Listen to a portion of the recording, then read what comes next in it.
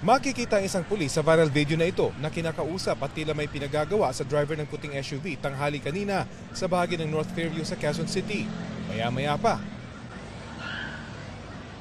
kumarurot pa atras ang SUV at pumasok sa isang gasolinahan.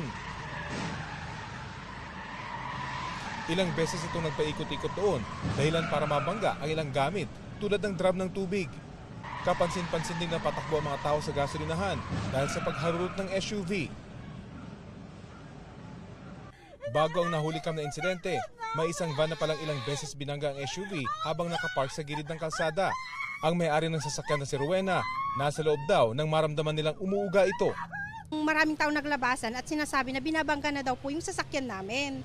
Tapos tinignan ko sa likod, ay oo nga, binabangga na tayo. Pero hindi ho ganong kalakas. Hindi po ganun naman kalakas, pero mapapagalaw ka po naman.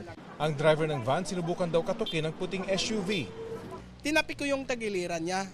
Tapos sabay silip ko, siya lang mag-isa at nakaganon siya sa manubela. Nung sabi ko, pag ikot ko doon sa kabila, sinabihan ko si Sir, katukin ko na lang. Sabi naman ni Sir, wag mo nang katukin, baka may baril daw. Dito na raw sila tumawag ng pulis. Sa halos 20 minutong paghihintay, hindi raw lumabas ang driver ng SUV. Nang dumating ang mga otoridad, umatras daw bahagi ang SUV at muling binangga ang van. At ito na ang nakunan sa viral video. Sa isa pang anggulo, makikita ang mabilis na pag-atras ng puting SUV. Nang humupang sitwasyon, tila normal naman daw ang driver ng puting SUV paglabas nito ng sasakyan. Gayunman, tila hindi raw nito alam ang nangyari.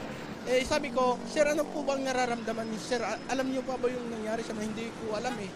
Ang alam ko lang, may tumama na sa akin dito, masakit nga eh.